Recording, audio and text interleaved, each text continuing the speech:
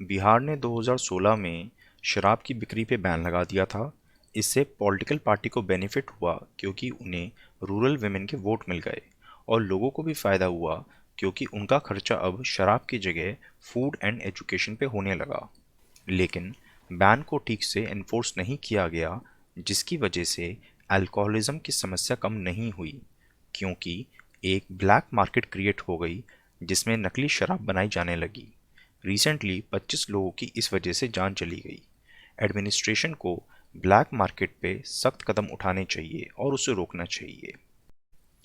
इस महीने के एंड में जेनेवा में डब्ल्यूटीओ की 12th मिनिस्टीरियल कॉन्फ्रेंस है। कुछ मुद्दों पे बहस हो सकती है, वो है health products for Covid. WTO के ट्रिप्स की वजह से गरीब देशों को वैक्सीन्स सस्ते दाम पे नहीं मिल पा रही हैं। डेवलपिंग कंट्रीज़ को लाइसेंस नहीं दिया डेवलप्ड कंट्रीज़ की कंपनीज़ ने, इसलिए डेवलपिंग कंट्रीज़ में वैक्सीन की प्रोडक्शन ज़्यादा तेज नहीं हो पाई। इसकी वजह से लो इनकम कंट्रीज़ को सस्ते में वैक्सीन नहीं मिली। इंडिया और साउथ अफ्रीका ने प्रपोज किया था कि कोविड से रिलेटेड दवाइयों और वैक्सीन्स पे इंटेलेक्चुअल प्रॉपर्टी राइट्स को हटा दिया जाए, लेकिन डेवलप्ड कंट्रीज़ ने ऐसा नहीं होने दिया अपनी कंपनीज को बचाने के लिए। फिशरीज़ पे डिस्कशन हो सकता है। कई सरकारें अपने देशों में फिशरीज़ पे सब्सिडी देती हैं, उसको कम किया जा सकता है। लेकिन जो बड़ी बड़ी कंपनीज इतने बड़े स्केल पे फिशिंग करती है, जिसकी वजह से फिशेस कम होती जा रही हैं और स्मॉल फिशरमैन को जिसका खामियाजा भुगतना पड़ता है, उस पर कोई डिस्कशन नहीं होने वाला है। 1998 में ये तय किया गया था कि इलेक्ट्रॉनिक ट्रांसमिशन पे कस्टम ड्यूटीज़ नहीं लगाई जाएंगी। इससे अमीर देशों की बड़ी कंपनीज को फ़ायदा हुआ और अब फिर से फोकस है कि ई कॉमर्स कंपनीज को हेल्प करने के लिए free flow of data allow करना चाहिए अक्रॉस द बॉर्डर्स, ताकि फिर से इन बड़ी कंपनीज को फ़ायदा हो। इन्वेस्टमेंट के लिए 2001 में एक वर्क प्रोग्राम ऑन इन्वेस्टमेंट लाया गया था, जिसके तहत जब कोई डेवलप्ड कंट्री से डेवलपिंग कंट्री में कोई कंपनी इन्वेस्टमेंट करती है तो उस छोटी कंट्री डेवलपिंग कंट्री की जिम्मेदारी बनती है कि वो उस फॉरेन कंपनी के इंटरेस्ट को ध्यान में रखे। लेकिन प्रोटेस्ट के बाद इस प्रोग्राम को सस्पेंड कर दिया गया था। अब यही एजेंडा फिर से नए फॉर्म में लाया जा रहा है, इन्वेस्टमेंट फैसिलिटेशन एग्रीमेंट नाम से। और इन चीज़ों का प्रोसेस भी बहुत फ्लॉड है। जैसे डब्ल्यूटीओ में अगर आपको किसी चीज़ पर डिस्कशन करना है, कोई नया प्रपोजल लाना है, तो उसमें सब मेंबर्स की सहमति होनी चाहिए। लेकिन ई कॉमर्स और इन्वेस्टमेंट पे जो डिस्कशन हो रहा है, उसमें सब मेंबर्स की सहमति नहीं है, बल्कि ये जॉइंट स्टेटमेंट इनिशिएटिव के थ्रू लाया जा रहा है, जिसमें कुछ चुनिंदा देशों ने डिसाइड किया कि वो ऐसा प्रपोजल लाना चाहते हैं और अब बाकी सब देशों पे ये प्रपोजल थोपा जा रहा है। The right time for India to have its own climate law. India में वैसे तो काफ़ी कानून हैं, जैसे environment protection act, air act, water act, लेकिन ये काफ़ी नहीं है। फॉर एग्ज़ाम्पल, क्लाइमेट चेंज की वजह से साइक्लोन्स बढ़ेंगे, उनसे और ज़्यादा डैमेज होगा, और क्लाइमेट वायलेशंस होते हैं जिनमें ईपीए कामयाब नहीं है। फॉर एग्ज़ाम्पल, ईपीए कानून में खुद लिखा हुआ है कि अगर कोई क्राइम कमिट हुआ है जिसमें ईपीए का भी वायलेशन हुआ है और किसी और लॉ का भी वायलेशन हुआ है, तो सज़ा ईपीए के अंडर नहीं मिलेगी बल्कि दूसरे कानून के अंडर मिलेगी।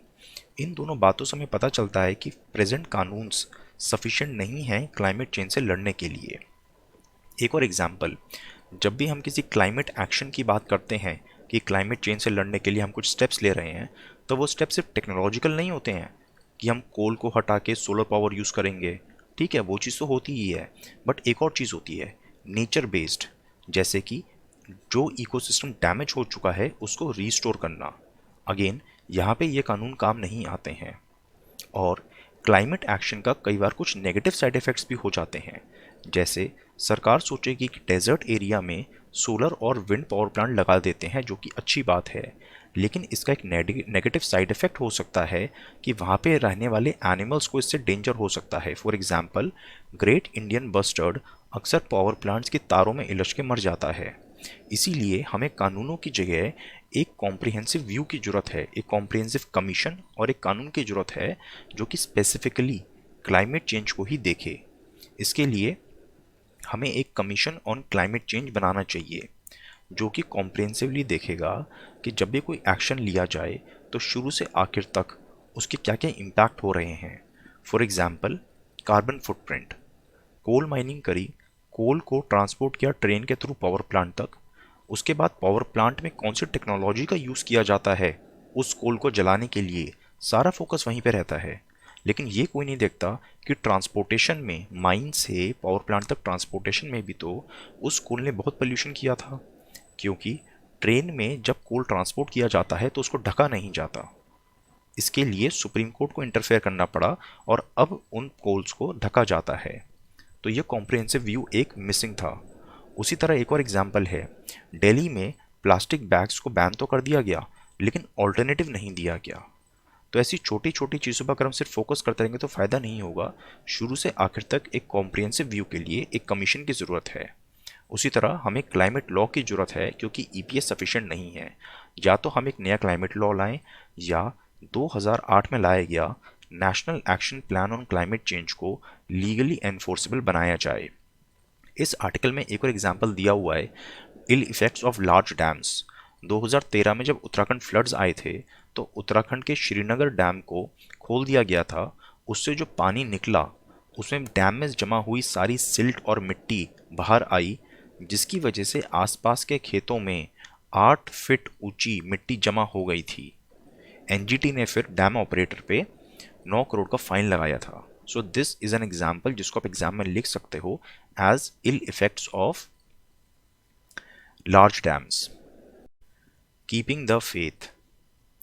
कोवैक्सीन को भारत बायोटेक ने थोड़ी देरी से बनाया। कोविशील्ड पहले बन गई थी लेकिन कोवैक्सीन को बनने में टाइम लग गया, जिसकी वजह से उसके फेज 3 ट्रायल्स के डेटा के बिना ही भारत सरकार को उसको परमिशन देनी पड़ी।